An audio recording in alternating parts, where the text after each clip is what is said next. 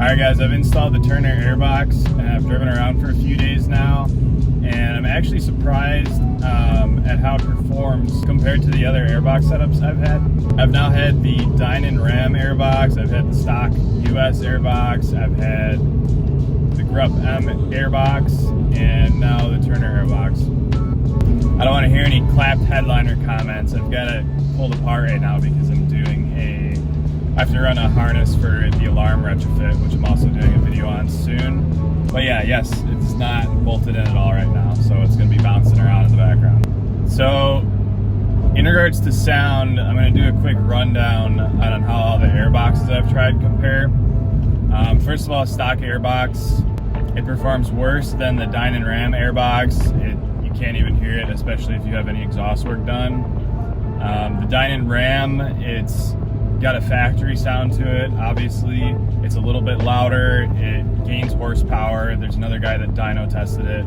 Now the Turner airbox, it has more of a wispy sound to it. It's kind of a higher pitched, kind of like a turbo spool noise, as compared to the Grupp M, which is more of a very deep sounding growl. But the Grupp M is quieter than the Turner.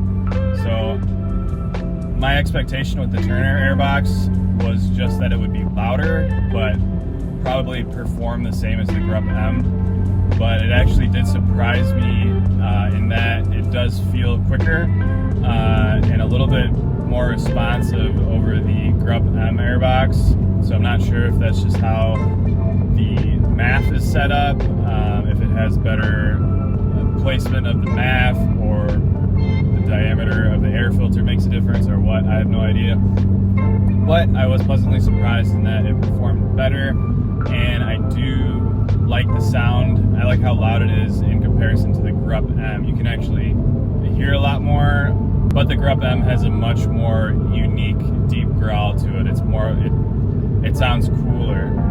I am planning on putting all these airboxes I have here on the dyno to get a factual performance comparison. Obviously, butt dyno is not a super accurate test, so I'd like to get a nice graph comparing them all to see which performs best. But I do have a feeling it's going to be the Turner airbox. Quality-wise, the Turner airbox looks great out of the packaging. It has a nice powder-coated heat shield around it.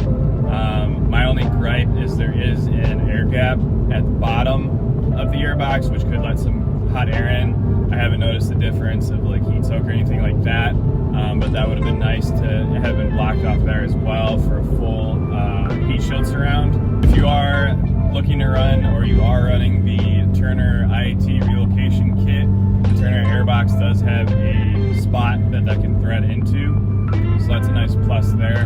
Install is easy, it bolted in how OEM is, no fitment issues or anything like that. I think that about wraps it up, guys. If there's anything else you want to see or you want me to test, let me know in the comments below, and thanks for watching.